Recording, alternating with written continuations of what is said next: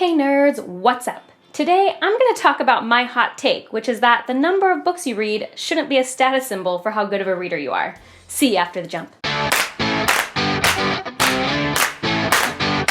I've seen a worrying trend in the last few years that seems to equate the number of books you read to how good of a reader you are or how much you love reading. Everywhere I look, there seems to be people signing up for Goodread challenges to read 52 books in a year or more, or Reddit posts or YouTube videos that say how many books somebody's read in a week.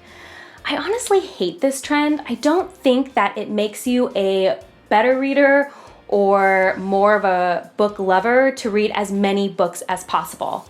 And I'm just sort of tired of seeing this trend and basically seeing people brag about how many books they read. Now, this isn't me trying to be a hater on people who do that, because I totally got caught up in that hype a few years ago. Around 2017, I thought I'm going to join one of these book challenges and read as many books as I can in a year, and I think I actually set my challenge at 52, so a book a week. And what I found that year is it had the opposite effect intended, which is that it didn't challenge me as a reader at all, because I started picking my books based on how fast I thought I could get through them. So instead of challenging myself with a difficult book or a book that might take longer or more difficult subject matter or vocabulary, I tended to stick with just my preferred genre, which was fantasy, and only fantasy that I thought I could get through quickly. So even though I read 52 books in a year, I challenged myself way less. And so today I want to talk about 5 ways that I think are better ways to challenge yourself as a reader instead of just book count. Number 1, do a book subject challenge. You've probably seen these challenges floating around the internet. I personally find mine on Pinterest, but it is a list of books you're supposed to read by topic. So it's something like read a book set at Christmas, read a book that was published the year you were born, read a classic you've never read. So they give you a unique way to choose books you might normally not read, and I have found so many good books this way, and it challenges me to go outside my comfort zone, and I really enjoy them. So I'll link one of my favorites below in the description box, and you can check it out, but I think that's a great way to start. Number 2, give a genre that you hate a try. So this is kind of an interesting one, but I'm sure we all have a genre that we generally avoid. For whatever reason, every book we read in it, we just kind of don't enjoy.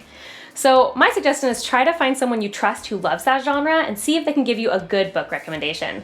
This has been really fun for me to do. I've done it a few times now. My least favorite genre to read is historical fiction. For some reason, I'm just not into it. I don't like it.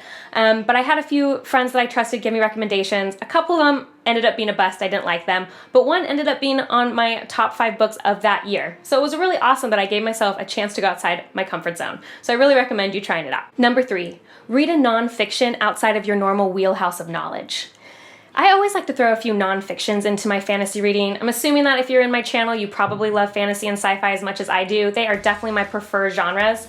But I do love learning, and I love nonfiction books. And it is easy sometimes to gravitate towards nonfiction for things that were in my field of study, but as I try to explore outside of it, I've learned so much. Some of my recent favorites have been Radium Girls and Moneyball, and you should check those ones out. But really, any nonfiction can really help expand your universe, expand your mind, and help you learn new vocabulary that you might not have known before. Number 4, read a book that intimidates you. I'm sure we all have them. I know I do. That book that you've kind of always wanted to read, but it just seems really long or has really difficult language in it, or you're worried it might be a little boring. But those are the kind of books that really challenge you as a reader. It challenges you to stick with it. It challenges you to maybe go a little harder reading than you normally do, and it makes it more of a brain-powered activity. I recently did this with the book Hamilton. I saw Hamilton the musical, and obviously it was incredible, and I really wanted to know the full true story. But the book was incredibly long, and it was a biography, which is something I normally don't do. But I stuck with it and I read it, and you know what? It took me a really long time. It took a lot longer than normal to read it than I normally zoom through books, but I felt so accomplished when I was done with it, and I felt like I had learned so much, and I actually really enjoyed it. So I'm trying to remind myself to challenge myself more as a reader and go for those books that are just a little scary to start. And finally, number 5, go for consistency rather than number. Now, if you're on booktube, maybe you don't need this advice, but if you happen to be someone who's trying to read more, I think the numbers game isn't necessarily going to help you, but consistency is. So instead of saying, I'm going to try to read a book a week, maybe say, I'm going to read for at least 15 minutes a day. That consistency where you're not binging books, but rather going day after day, I think is going to develop your love for reading more, because it isn't a competition or a challenge. It's just something simple that you can do every day. I just personally don't think there should be a competition in reading. After all, reading is a hobby and one that so many people enjoy. And I don't think there needs to be a gatekeeping about how many books you read equaling how much you love books. Some people are at different stages of life and just don't have as much time, even though they love books. And I certainly have gone through different periods of time. I know when I was getting my master's degree, I barely read for fun at all. I didn't have any time. And now, especially during quarantine, I've had a lot more time to read some books.